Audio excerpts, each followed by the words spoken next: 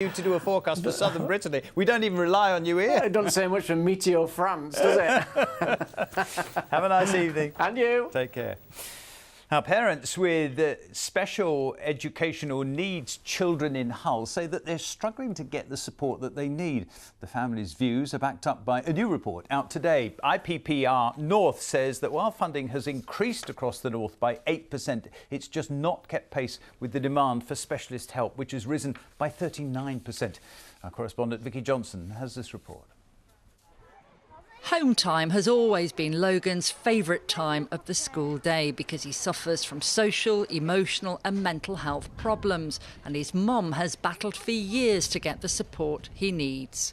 I wouldn't wish this on my worst enemy. It's been constant fighting the system, fighting to be heard. I just wish that instead of needing to appeal, I've done 3 appeals so far, I just wish that they could take the parents' point of view as we live with the child.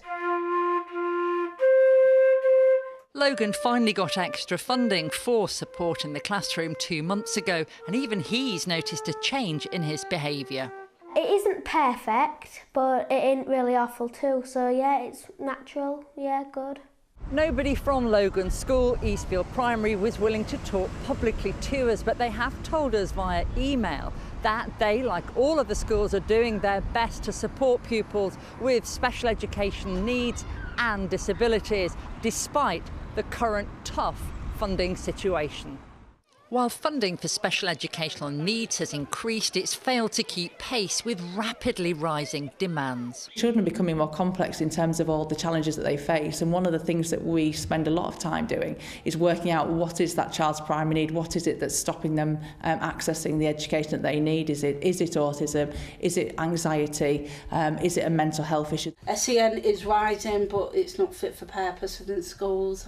These parents attending the Aim Higher support group in Hull have all struggled to get the right help for their children. I homeschooled him. I had to close my business. I went from working 50 hours a week, running my own business, to going to a food bank because I couldn't juggle working and homeschooling. I'm thinking, where on earth am I going to send him? What's going to happen? Am I going to end up having to home educate him? They're playing roulette with our children's lives because that's what it is.